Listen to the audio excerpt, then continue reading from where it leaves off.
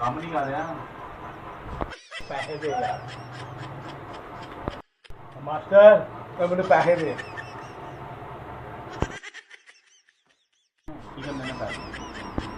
ਕਿੱਥੇ ਕਰਾਣਾ? ਫਿਸ਼ਲ ਕਰਾਣਾ ਤੇਰਾ ਕੀ ਫੁੱਫੋ ਦਾ ਵਿਆਹ ਹੈ? ਫਿਸ਼ਲ ਕਰਾਣਾ? ਚੱਲ ਬਹਿ ਕੇ ਕੰਮ ਕਰ।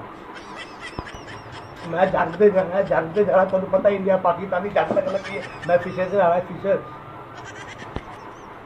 ਉਹ ਜੰਗ ਹੈਗੀ ਕਿ ਤੇਰੇ ਫੁੱਫੋ ਦਾ ਵਿਆਹ ਹੈਗਾ ਜਿਹੜਾ ਜੰਗ ਤੇ ਕੌਣ ਫਿਸ਼ਲ ਕਰਾ ਕੇ ਜਾਂਦਾ ਹੈ?